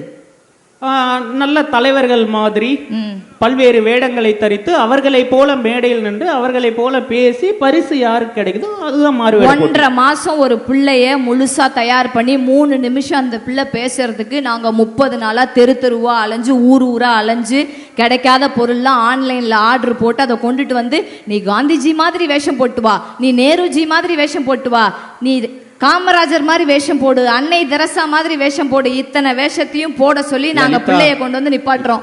யுனிவர்சல் வேஷம் பாரதியாரை விட்டுட்டியே. ஐயோ, பாரதியார் வேஷம் போடாத பிள்ளை இருக்கவே முடியாது. நம்ம எல்லாருமே போட்டிருக்கோம் தானே. கடலூர்ல வாடகைக்கு விடுறாங்கம்மா 2 கடை, அட்ரஸ் வேணும்னா சொல்லு, ஆன்லைன்லாம் வேணாம், நாங்களே வாங்கி அனுப்புறோம். நீங்களே சொல்லிட்டு போங்க. இல்ல யோசிச்சு பாருங்க, ஒவ்வொரு ஆசிரியர் என்ன சொல்றீங்க, காந்திஜி மாதிரி வேஷம் போடு, நேருஜி மாதிரி வேஷம் போடு, அண்ணா மாதிரி வேஷம் போடு, பாரதியார் மாதிரி வேஷம் போடுன்னு சொல்றீங்களே தவிர காந்திஜி மாதிரி வாழ்ந்து காட்டு, நேருஜி மாதிரி வாழ்ந்து காட்டு, அண்ணா மாதிரி வாழ்ந்து காட்டுன்னு பிள்ளைய தயவு செய்து வளங்க. பெத்தவங்க தாங்க படிக்கல, நாங்க படிக்கலன்னு உங்ககிட்ட நம்பி பிள்ளைங்களை கொண்டுட்டு வந்து கொடுக்குறோம். நான் என்ன ஒரே ஒரு கேள்வி கேட்கிறேன் தெரியுமா, உங்களுக்கு 100 பிள்ளையில ஒரு புள்ள என் புள்ள, 100 பிள்ளையில ஒரு புள்ள என் புள்ள, எனக்கு ஒரே ஒரு புள்ள தான். அந்த பிள்ளைய பத்திரமா அனுப்புங்க, அவ்வளவுதான். ஒரு புள்ள ஸ்கூலுக்கு போயிட்டோ காலேஜுக்கு போயிட்டோ வீட்டுக்கு வர்றது இன்னைக்கு எவ்வளவு கஷ்டமா இருக்கு தெரியுமா? முன்னாடிலாம் தான் கள்ளிப்பாலால் கொண்டுட்டு இருந்தாங்க, இன்னைக்கு பல பேர் கற்பழிப்பால் கொண்டுட்டு இருக்கிறாங்க. யோசிச்சு பாருங்க, பிள்ளைய நீங்க ஸ்கூல்ல இருந்து ஜாலியா காட்டி டாட்டா காட்டி அமுச்சு விட்டுருவீங்க. பெத்தவங்களுக்கு இருக்குங்க அந்த பயம். தயவு செய்து பெத்தவங்க கிட்டையும் தவறு இருக்கு தீர்ப்புல சொல்லுங்க. பிள்ளைங்க கிட்ட உட்காந்து பேசணும்னு நான்லாம் பேசுவேன். எங்கம்மா பேசுவேன்? என் பிள்ளைகிட்ட. ஏம்மா உனக்கு திருமணமே ஏப்ரல் 11ஆம் தேதி தானம்மா. ஒரு நல்ல கைத்தட்டல் கொடுத்து லலிதாவை ஆசீர்வாதம் பண்ணிட்டோம். கடலூர் மேடையில் ஏறிட்டீங்க, ஏப்ரல் 11ஆம் தேதி திருமணம். நம்புங்க. ஆமா, எல்லாருக்கும் பத்திரிக்கை கொடுத்துட்டு போறேன் போகும்போது. வாயாடி பெத்த புள்ள வரப்போற நெல்ல போல யாரிவ கையில சுத்தர காத்தாடி, காட்டுல ஆடுது கூத்தாடி, மண்ணல கலரா கண்ணாடி, வம்புக்கு வந்து நிப்பா யாரிவ ஆஹா யாரிந்த தேவத ஆனந்த பூமக வாழ் மட்டும் இல்லையே, சேட்டைக்கெல்லாம் சொந்தக்காரி யாரிந்த தேவத ஊர் கொஞ்சம் நேமக, நீ எந்தன் சாமிதான் என்ன பெத்த சின்ன தாயி, வாயாடி பெத்த புள்ள வரப்போற நெல்ல போல யாரிவ பாவம். 2 பேரும் வந்ததுலேருந்து வாயவே பார்த்துட்டு உட்காந்துருக்காங்க, யாராவது பாட மாட்டாங்களா? அதனால ஒரு பாட்டு இடையில பாடி வச்சேன். உண்மையாவே தலைப்பு அவ்வளவு அற்புதமான தலைப்பு, உண்மையாவே சமூகத்துக்கு தேவைப்படுற ஒரு தலைப்பு. அந்த தலைப்பை கொடுத்ததுக்காக நீங்களே ஒரு தடவை கைத்தறி கொடுத்துக்கோங்க. ஏன் தெரியுமா தாய் தந்தை, குறிப்பா பெற்றோர்னு ஏன் தெரியுமா சொல்றோம்? ஒரு தாய் தந்தையிடமிருந்து ஒரு குழந்தையை எனக்கு தான்னு கேட்டதுனால அவ பேர் தாயாம். ஒரு குழந்தையை தந்தை தந்ததால் அவருக்கு பேரு தந்தை. பெற்றோர் ஏன் தெரியுமா பேரு? இவங்க 2 பேரும் இறைவனிடமிருந்து ஒரு குழந்தையை பெற்று கொண்டதால் அவங்களுக்கு பெற்றோர்னு பேரு. ஒரே ஒரு விஷயம் மட்டும் சொல்றேன், நல்லா கேட்டுக்கங்க. பல இடங்களில் நாம தொலைகிறப்போ பல இடங்களில் நம்ம மனசு தொலைகிறப்போ நம்மள தேடி மறுபடியும் நம்ம கிட்ட கொடுக்கறவங்க சத்தியமா பெத்தவங்களா தான் இருப்பாங்க, வேற யாரும் இருக்க மாட்டாங்க. எத்தனையோ பேர் வாழ்க்கையில நமக்கு ஆறுதல் சொல்லலாம், எத்தனையோ பேர் வாழ்க்கையில நமக்கு ஆறுதல் சொல்லலாம். வாழ்க்கையில மாறுதலும் தேறுதலும் அப்பா அம்மா மட்டும் தான் தருவாங்க, வேற யாரும் தர மாட்டாங்க. இல்லைன்னு சொல்ல முடியுமா? நான் விளையாடுறத பத்தி சொல்லிட்டு இருந்தேன்ல, நம்ம எல்லாம் விளையாடும் போது எப்படிங்க விளையாண்டோம்? எப்படி விளையாண்டோம்? Dress ஃபுல்லா அழுக்காயி வீட்டுக்கு வருவோம். அவ்வளவு அழுக்கா இருக்குங்க. பொம்பளை பிள்ளையா இருக்கட்டும், பசங்களா இருக்கட்டும், ஸ்கூல் படிச்சு வீட்டுக்கு வரும்போது பேக் எங்க போகுதுன்னே தெரியாது. சாயந்தரத்துல வீட்டு பாடம் யாராவது படிச்சிருப்போமா? அட வீட்டுக்கு வந்து முத பாடம் படிச்சிருப்போமா? ஒரு நாள் நான்லாம் புக்கையே தொட்டதில்லை. அப்புறம் எப்படி மேடையில பேசுறேன்னு கேட்காதீங்க. புக்கை தொடாதனாலதான் மேடையில பேசுறோம் போல. நான்லாம் உண்மையாவே சொல்றேன், படிப்பை கொடுங்க, நான் வேணான்னு சொல்லல. உங்க பிள்ளைங்களை நல்லா படிக்க வைங்க, குறிப்பா பெண் பிள்ளைங்களை நல்லா படிக்க வைங்க. காரணம் என்ன தெரியுமா? இன்னைக்கெல்லாம் வாழ்க்கை எவ்வளவோ மாறிடுச்சு. ஒருத்தரை சார்ந்து இன்னொருத்தர் வாழணும்ன்ற அவசியம் இல்லை. அதுக்காக வீட்டுக்கு அடங்காம போவாதீங்கன்னு நான் சொல்லல. ஒரு காலம் வரைக்கும் பொம்பளை பிள்ளைங்க வீட்டை விட்டு வெளியே போகாம இருந்தா அவங்கள பத்தினின்னு இந்த நாடு பாதுகாத்துச்சு. ஆனா இன்னைக்கு பொம்பளை பிள்ளைங்க நாங்க வீட்டை விட்டு வெளியே போகாம இருந்தா பல பேரோட குடும்பமே பட்டினி ஆயிடும். இல்லைன்னு மறுக்க முடியாது. பிள்ளைங்களுக்கு நல்ல கல்வியை கொடுங்க. அதே நேரத்துல பல நோய்கள் வர்றதுக்கு காரணமா இருக்கிறது விளையாட விடாததுதான். லலிதா, ஒரு விஷயம் நீங்க தெரிஞ்சுக்கோங்க, எந்த மாவட்டத்தில் வேணாலும் பெண் பிள்ளைகளை படிக்க வைங்க அப்படின்னு நீங்க சொல்லிடலாம், அறிவுரை எல்லாம். ஆனால் கடலூர்ல அந்த வார்த்தையை தயவு செஞ்சு சொல்லாதுங்க. தாம் படிக்கலனாலும் பரவாயில்ல, தாம் பொண்ணை ஒரு டிகிரியாவது வாங்க வச்சே தீருவேன்னு சத்தியம் என்ற பெற்றோர்கள், அதுவும் கடலூர்ல தான் அந்த காலத்துல இருந்தே கேஎன்சி அப்படின்னு மகளிருக்காகவே கல்லூரி அமைத்து பெண்களை படிக்க வச்ச ஊர் கடலூர். அதை விடவும் முக்கியம், இன்றைக்கு கடலூரில் அரசு பதவிகளில் இருப்பதில் பெரும்பான்மையானவர்கள் பெண்கள் தான் என்பதற்கு இங்கு அமர்ந்திருக்கின்ற அதிகாரிகளே சாட்சி. உண்மையாவே எனக்கு பொறாமையா இருந்துச்சு மேம் பார்க்கும்போது. அவங்க வந்து கண்டிப்பா எனக்கு தெரிஞ்சு என்னுடைய ஏஜ்ல ஒரு 2-3 வயசு கம்மியா தான் இருப்பாங்க. உண்மையாவே அவங்களுக்காக நல்ல ஒரு கைத்தட்டல் கொடுங்க.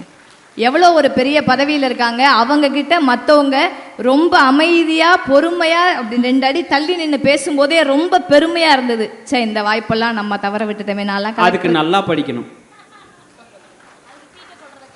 டீச்சர்ஸ் எங்க ஒரு நிமிஷம் இருங்க, சீரியஸா டீச்சர் சொல்றத கேட்கணும். இங்க நிஜமாவே சொல்றேன், ஐஸ்வர்யா ராய் ஏன் உலக அழகியா தேர்வு செய்யப்பட்டாங்கன்னு உங்களுக்கு தெரியுமா?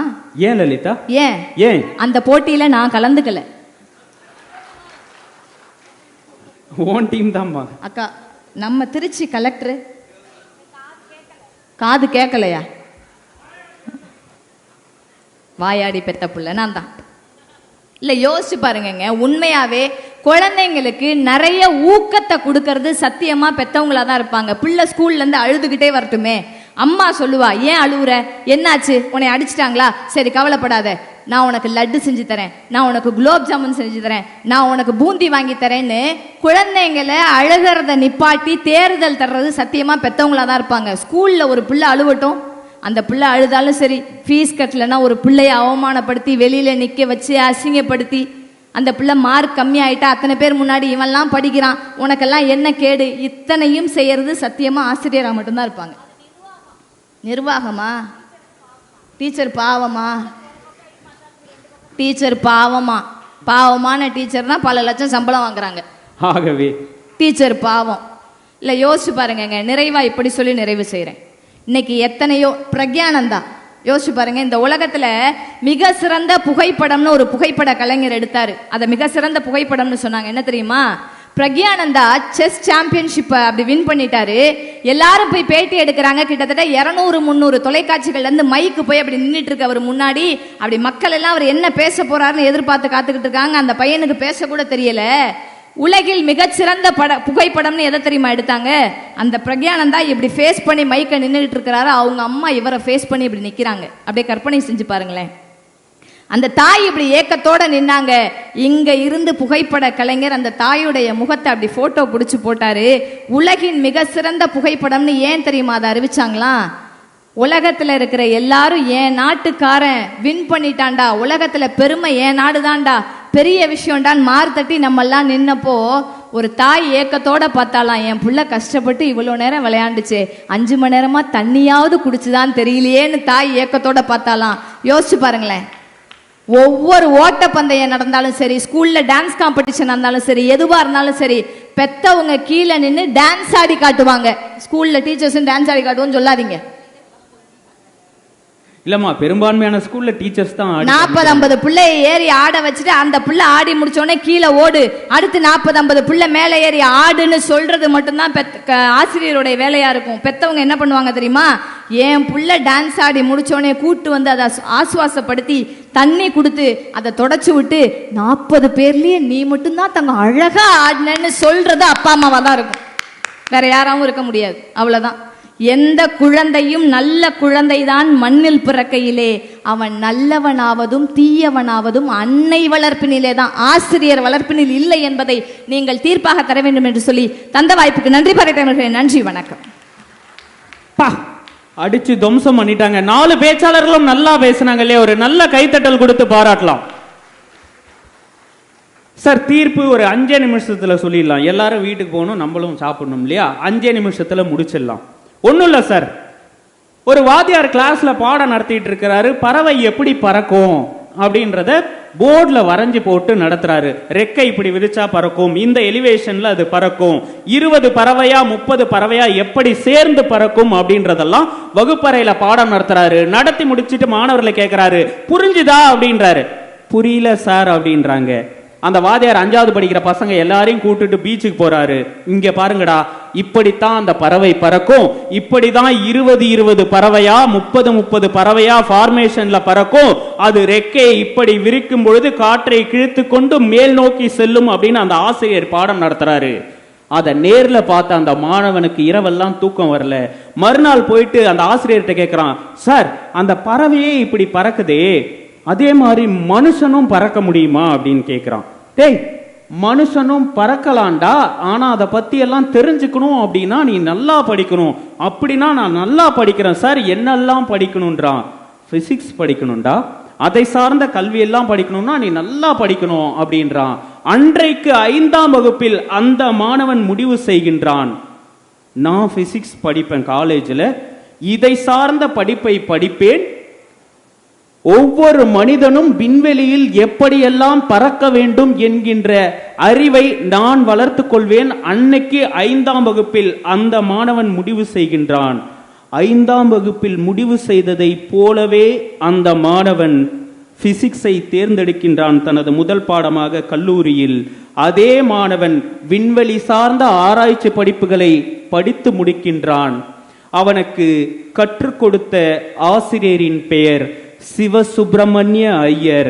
கற்றுக்கொண்ட அந்த மாணவனின் பெயர் ஏபிஜே அப்துல் கலாம் அவர்கள். ஒருத்தவன் இறந்து போனதும் அவன் அப்பா அழுதா நல்ல மகன், அம்மா அழுதுட்டாங்க அப்படின்னு சொன்னா அவன் தலை சிறந்த மகன். அதை விட அவன் மனைவி அழுதா அவன் ஒரு நல்ல புருஷன். அவனுக்காக அவன் ஊர் அழுதுச்சுன்னா அவன் ஒரு நல்ல மனுஷன். அவனுக்காக இந்த உலகமே கண்ணீர் விட்டு அழுதுச்சுன்னா அவர் தான் ஒரு ஒப்பற்ற தலைவர். அப்படிப்பட்ட தலைவர் தான் ஏபிஜே அப்துல் கலாம் அவர்கள். நீங்க யோசிச்சு பாருங்களேன், ஸ்கூல்ல டீச்சர்ஸ் எந்த அளவுக்கு எஃபோர்ட்லாம் போடுறாங்கன்னு கொஞ்சம் யோசிச்சு பாருங்களேன். நாம காலையில கொண்டு போய் ஸ்கூல்ல விட்டுறோம். அதுவும் இந்த காலகட்டத்தெல்லாம் புள்ள வாயிலிருந்து விரலை எடுத்து அம்மா அப்படின்னா என் புள்ள பேஸ்டாண்டின்னு கொண்டு போய் உடனே அவனை ப்ரீகேஜில தள்ளிடுறாங்க. டே ஒரு 5 வயசு ஆகட்டும் 6 வயசு ஆகட்டும், முடியாது தள்ளு அந்த சனியனை, வீட்டுல இருந்து உயிரை எடுக்குதுன்னு பெத்தவங்க கொண்டு போய் தள்ளுறாங்களா இல்லையா? லீவு விட்டு ஸ்கூல் வச்சாங்கன்னா எல்லா பேரண்ட்ஸும் சொல்றது, அப்பாடா இதுங்களுக்கு ஸ்கூல் ஆரம்பிச்சிட்டாங்க. இதுவே கண்டினியூஸா லீவ் விட்டுட்டோம், இருக்கிற சாமியெல்லாம் வேண்டி இருக்கிற வாத்தியாரெல்லாம் திட்ட வேண்டியது, எதுக்கு தான் இந்த டீச்சர்ஸ் லீவ் விடுறாங்கன்னே தெரியல, சனிக்கிழமை இதுங்களுக்கு ஸ்கூல் வச்சாதான் என்ன கேட்கறாங்களா இல்லையா பேரண்ட்ஸ்? ஆனா எல்லா நாட்களும் அந்த மாணவர்களுக்கு கொரோனா காலகட்டத்தில் கூட பாடம் நடத்திய தியாகிகள் ஆசிரியர்கள் அப்படின்னு மறுக்க முடியாது. நீங்க யோசிச்சு பாருங்களேன், எல்லா விதத்திலையுமே ஒவ்வொரு வகுப்புலையும் பாடம் எடுக்கும் போது ஆசிரியர்களுக்கு ஆயுள் குறையும்னு சொல்றான். ஆனா எவ்வளவு கத்தி பாடம் எடுத்தாலும் கூட என்னால் ஒரு மாணவனின் வாழ்க்கை மாற்றப்படுகின்றது என்று நினைக்கின்ற ஆசிரியர்களால தான் இத்தனை மாணவர்கள் இன்றைக்கு மேல வந்துட்டு இருக்காங்க. எத்தனை ஆசிரியர்கள் தான் வாங்குற சம்பளத்தை பள்ளிக்கூடத்தின் முன்னேற்றத்திற்காக கழிவறை கட்டி கொடுத்து அந்த வகுப்பறையை மாற்றிய ஆசிரியர்கள் இதே கடலூர் மாவட்டத்தில் இருக்கிறான். சார் நாம செய்வோமா? ஆனா எத்தனை ஆசிரியர்கள் செய்து கொண்டிருக்கிறார்கள். அதனால ஒரு மாணவர்களின் முன்னேற்றத்திற்கு பெரிதும் காரணம் ஆசிரியர்களே அப்படின்னு கொடுத்துட முடியுமா? 2 பேர் கேள்வி கேட்பாங்கல்ல, அப்புறம் நாங்க எதுக்கியா பேசணும், நாங்க எதுக்கியா வந்தோம் கேட்பாங்க இல்லையா? நீங்க யோசிச்சு பாருங்க. ஒரே கதையை சொல்லி தீர்ப்பு சொல்லிடுறேன் சார். ஒரு மிகச்சிறந்த புத்தகத்தில் படித்த அற்புதமான ஒரு கதை. ஒரு மாணவன் இருக்கிறதுலே கேவலமான மாணவன், அவனை மாதிரி ஒஸ்ட் கேரக்டர் ஒருத்தனை பார்க்கவே முடியாது. தமிழ்நாட்டில் எழுதியிருக்கான் சார் அந்த கதையை. அவனுக்கு அவன் அப்பா கிளாஸ்ல போய் கட்டுறான்னு சொல்லி 360 ரூபா ஃபீஸ் கொடுத்துருக்கிறாரு. 360 ரூபா கொடுத்த அந்த பணத்தை எடுத்துட்டு அவன் முடிவு பண்ணிட்டான், இந்த 360 ரூபாயை எடுத்துக்கிட்டு நம்ம ஊரை விட்டு ஓடி போயிடுவோம். வாத்தியார் நம்ம படிக்க மாட்டோம்னு அடிக்கிறாரு. இந்த 360 ரூபாயை எடுத்துட்டு ஓடிடுவோன்னு முடிவு பண்றான். 360 ரூபாய் எடுத்துன்னு எங்க போறான்? நேரா சினிமா தியேட்டருக்கு போறான். அன்னைக்குன்னு பார்த்து 3 படம் ரிலீஸ் ஆயிருக்குது. 1 வாஞ்சிநாதன் அப்படின்ற விஜயகாந்த் படம், 2 தீனா அப்படின்னு ஒரு படம், 3 ஃப்ரெண்ட்ஸ்னு ஒரு படம். காலையில ஒரு படம் பார்க்கறான் சார், மத்தியானம் ஒரு படம் பார்க்கறான், நைட்டுக்கு ஒரு படம் பார்க்கறான். கையில இருக்கிற காசெல்லாம் செலவாயிடுது. நேரா போறான், இதுக்கப்புறம் இந்த ஊர்ல வாழவே முடியாது, நாம செத்துருவோம் அப்படின்னு முடிவு பண்றான். கோவலக்கட்டைன்னு ஒன்று இருக்கும். கோவலக்கட்டைன்னா தமிழ்ல என்ன சார் சொல்லுவாங்க? அரளி விதை. ஏமா கடலூர்ல ஒரு வார்த்தை இருக்குதுமா, கோவலக்கட்டைன்னு ஒரு வார்த்தை இருக்குது, உனக்கு அதெல்லாம் தெரியாது, நீ வந்து பாரு அந்த பக்கம், அப்படி ஒரு வார்த்தை இருக்குது. அரளி விதைன்னு ஒன்று இருக்கு. நேரா போயிருக்கிறான், அவன்கிட்ட மீதி 20 ரூபா இருந்திருக்குது. 20 ரூபாய்க்கும் சர்க்கரை வாங்கியிருக்கிறான். 20 ரூபாய்க்கு சர்க்கரை. நேரா போய் மரத்துல என்ன பண்ணிருக்கிறான், அந்த அரளி விதையை பறிச்சிருக்கிறான். பறிச்சு மேல பச்சையா இருக்கிறது எல்லாத்தையும் வாயில போட்டுக்கிட்டு 20 ரூபா சர்க்கரையும் வாயில கொட்டி இருக்கிறான். அப்போ சர்க்கரையோட கிலோ விலை 20 ரூபா தான் வாயில கொட்டிட்டு இருக்கான். மூடிக்கிட்டு படுத்துட்டான், நாம செத்துட்டோம் அப்படின்னு சொல்லி. ஒரு 6 மணி நேரம் கழிச்சு கண்ணு முழிச்சு பார்த்துருக்கிறான், இன்னும் சாவல போல இருக்குடா.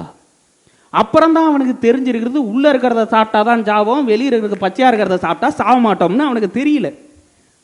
அந்த வருஷம் பள்ளிக்கூடத்தில் ஃபெயில் போட்டிருக்கிறாங்க. இவனை தேடி பிடிச்சி அவங்க அப்பா எடுத்துட்டு போய் ஸ்கூல்ல நிறுத்திருக்கிறாரு. இந்த மாதிரி ஒரு தருதலை எல்லாம் ஸ்கூல்ல நாங்க சேர்த்துக்க மாட்டோம், இவன் கூட சேர்ந்தா கிளாஸ்ல இருக்கிற பசங்க எல்லாம் கெட்டு போயிடுவாங்க, இவனை தயவு செஞ்சு நீங்க வீட்டுக்கு கூட்டு போங்க. அந்த அப்பா கெஞ்சி இருக்கிறாரு, சார் இனிமே ஒழுங்கா படிப்பான், ஒழுங்கா படிப்பான்னா அவனை நாங்க ஃபெயில் போடுவோம். இந்த வருஷம் 8வது அவன் ஃபெயில்னா சேர்த்துட்டு போ, அடுத்த வருஷமும் பின்னாடி இருக்கிற பசங்க கூட உட்காந்தான் படிக்கணும்னு இருக்காங்க. பரவாயில்ல சார், அப்படியே என் புள்ள பட்டாவது தெரிஞ்சுக்கட்டும், படிக்கட்டும் என் புள்ள அப்படின்னு படிக்க வச்சிருக்காரு. இந்த பையன் படிக்கிறேன்னு சொல்லி அப்பப்ப கட்டடிச்சிட்டு சினிமாவுக்கு போறது, வாத்தியார்ட்ட அடி வாங்கறது, கூட்டு போய் பிரின்சிபல் ரூம்ல நிக்க வைக்கிறது, இதே மாதிரி இருந்திருக்கு. ஒரு கட்டத்துல அவங்க அப்பா அவங்ககிட்ட கண்ணீர் விட்டு எழுதிருக்காரு, இதோ பாரு, எங்க அப்பா அம்மா எல்லாம் என்னைய படிக்க வைக்கல, நான் 10வது வரைக்கும் தான் படித்தேன். எங்க ஊர்ல இருந்து முதல் தடவையா நான் தான் போஸ்ட்மேனா ஒரு ஊருக்கு போனேன். ஆனா உனக்கு எல்லாவித சலுகையும் பண்ணி கொடுக்கறதுக்கு நான் இன்னைக்கு தயாரா இருக்கிறேன். ஆனா நீ ஏன்டா படிக்க மாட்டேன்ற? நான் எங்க அப்பா செத்தப்ப கூட அழுதது இல்லடா, முதல் தடவையா உங்க பள்ளிக்கூடத்துல உங்க வாத்தியார் முன்னாடி உனக்காகத்தாண்டா அழுதேன், அதை உணர்ந்தாவது நீ தயவு செஞ்சு படிடா அப்படிங்கிறாரு. அந்த அப்பா பேச்சை கேட்டு அந்த பையனும் படிச்சிடறா சார். அந்த கதையில இப்படி நிறைவு பெறுகிறது. அவனை படிக்க வச்சுக்கிட்டே வந்த அந்த அப்பா கல்லூரியில கொண்டு போய் சேர்க்கலான்னு போயிருக்கிறாரு. கல்லூரியில சொல்லியிருக்கான், வெறும் 850 மார்க் தான் எடுத்திருக்கிறான், இவனையெல்லாம் கொண்டு வந்து எங்க காலேஜில் சேர்க்க வரீங்க? எங்க காலேஜில் 1000 மார்க்குக்கு மேலே எடுத்தா நாங்க ஃப்ரீயாவே சேர்த்துக்குவோம், இவனை மார்க்குக்கெல்லாம் சேர்க்க முடியுமான்னு ஒரு கல்லூரியிலேருந்து துரத்திடுறாங்க. தேடி தேடி தேடி தேடி அலைஞ்சி அவனை ஒரு கல்லூரியில சேர்த்து அவனை படிக்க வச்சு, அவனுக்கான அப்பயும் படிப்புல பெரிய ஆர்வம்லாம் கிடையாது, ஆனா அப்பா சேர்த்துட்டாரேன்னு அவன் ஒரு டிகிரியும் முடிக்கிறான். அந்த மாணவனை கொஞ்சம் கொஞ்சமா அவங்க அப்பா சமூகத்தில் மதிக்கப்படுகின்ற மனிதனா மாத்துறாரு. மாறின அந்த பையன் இருக்கான் இல்லையா, அந்த பையன் என்ன பண்ணியிருக்கான், கடலூர் மாவட்டத்தில் ஒரு புத்தக திருவிழாவில் நடுவராக உட்காந்து நைட்டு 10:30க்கு இத்தனை பேரை சிரிக்க வைக்கின்ற ஒரு பண்பட்ட நடுவராக பேசிட்டு இருக்கான். நீங்க யோசிச்சு பாருங்க, எங்க அப்பா ஒவ்வொரு தடவையும் ஸ்கூல்ல வந்து நிப்பாரு. அப்பெல்லாம் எனக்கு சத்தியமா புரியாது, சும்மா கொண்டு வந்து இந்த ஸ்கூல்ல வாத்தியார்ட்ட சென்ட் ஜோசப் ஸ்கூல்ல நிக்க வச்சு ஃபாதர் வெள்ளங்கி போட்டுட்டு அவட just get out from my room அப்படின்னு திட்டுவாரு. எங்க அப்பா sir sir sir sir sir sir sir please sir please sir sir sir please sir please sir எங்க அப்பா ஊர்ல நடந்து வராருன்னா அத்தனை பேரும் அண்ணே வணக்கண்ணே, அண்ணே வணக்கண்ணே, அண்ணே போஸ்ட் மாஸ்டர் வராரு, போஸ்ட் மாஸ்டர் வராருன்னு அத்தனை பேரும் வணக்கம் வைப்பாங்க. அந்த என் தகப்பன் தன் நிலையை குறைத்து கொண்டு என் பள்ளியின் தலைமை ஆசிரியர், ப்ளீஸ் சார் எப்படியாவது சார் பின்னாடியே ஓடுவார் பாருங்க. எதுக்குடா நம்ம அப்பா ஊர்ல போனாருன்னா எல்லாம் வணக்கம் வைக்கிறாங்க, இவர்கிட்ட எதுக்குடா இவர் வந்து இப்படி கெஞ்சிக்கிட்டு இருக்கிறாரு? நம்ம கெத்த தெரியாது நம்ம அப்பாவுக்கு. பேரண்ட்ஸ் டீச்சர்ஸ் மீட்டிங்னு ஒன்று வைப்பாங்க சார். எங்க அப்பா கிளாஸ்க்குள்ள என்ட்ரு ஆனார்னா நான் கிரவுண்ட் பக்கம் பூந்து ஓடிடுவேன்.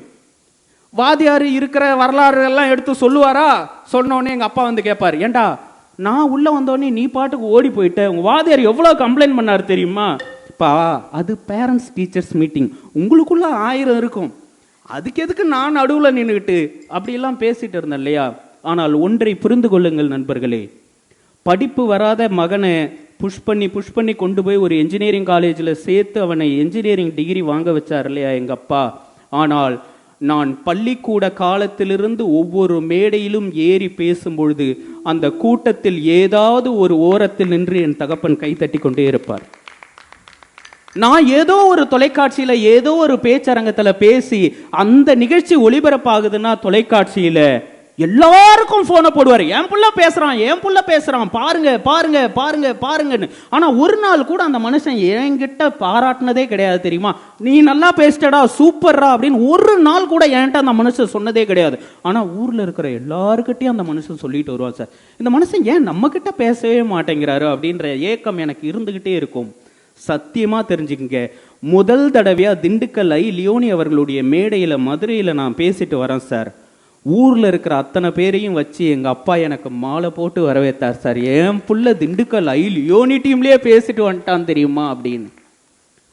தெரிந்து கொள்ளுங்கள் நண்பர்களே, எனக்காக உழைத்த அந்த மனிதன் இருக்கின்றார் இல்லையா, நம்ம அப்பாவை ரொம்ப சாதாரணமா நினைச்சிடறோம். ஏன்னா சின்னதுல இருந்தே நமக்கு இன்பில்ட், எப்படிமா இந்த ஆளெல்லாம் கல்யாணம் பண்ண, இதை கேட்காத பசங்க கிடையவே கிடையாது. இந்த ஆள்லாம் எப்படிமா கல்யாணம் பண்ண, பெட்டரா ஒரு சாய்ஸ் உனக்கு கிடைக்கலையான்னு எத்தனையோ தடவை நானே எங்க அம்மாட்ட கேட்டிருக்கிறேன். ஆனால் கண்ணீர் என்றால் என்னவென்று தன் பிள்ளைக்கு தெரியாமலும் தன் கண்ணீர் என்னவென்று பிள்ளைக்கே தெரியாமலும் வளர்த்தெடுப்பவன் தான் சார் உலகத்திலேயே தந்தை. நீங்க யோசிச்சு பாருங்க, என் தந்தையுடைய உடல்நிலை கடந்த ஒரு 7 நாட்களுக்கு முன்னாடி குன்ற ஆரம்பிச்சிருச்சு.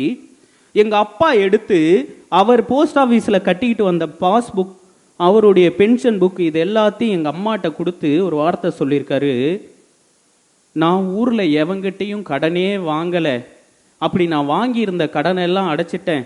நாளைக்கு அவங்கிட்ட வந்து யாராவது உங்க அப்பா கடன் வாங்கியிருக்காரு அப்படின்னு சொல்லி பையனை ஏமாத்திர போறாங்க, இந்த புக்கை வச்சுக்க, அவன் கேட்டான்னா அவனுடைய செலவுக்கு நீ பணத்தை கொடு அப்படின்னு சொல்லி என் அம்மா கையில கொடுத்திருக்கார்.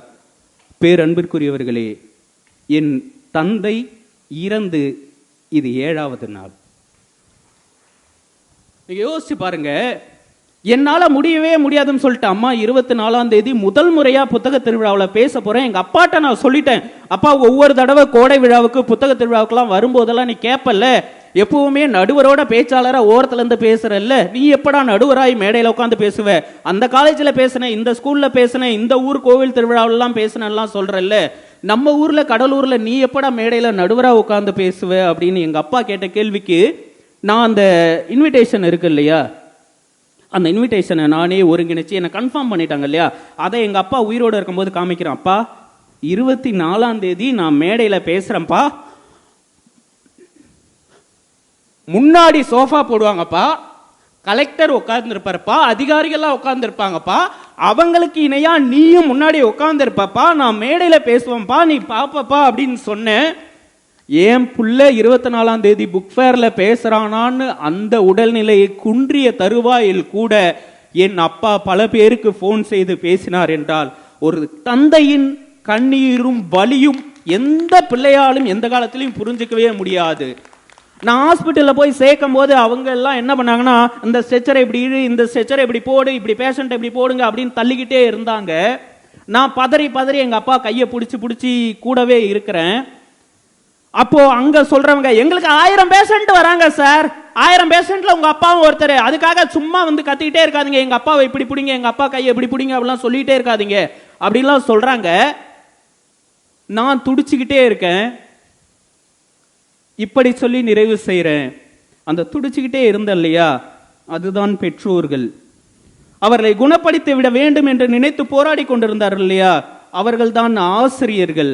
ஒன்றை தெளிவாக புரிந்து கொள்ளுங்கள், 1000 மாணவர்களில் அவர்களும் ஒருவன் என்று நினைப்பவர்கள் ஆசிரியர்கள். எனக்கு இருக்கிறது ஒரே ஒரு புள்ள அப்படின்னு நினைக்கிறவர்கள் பெற்றோர்கள்.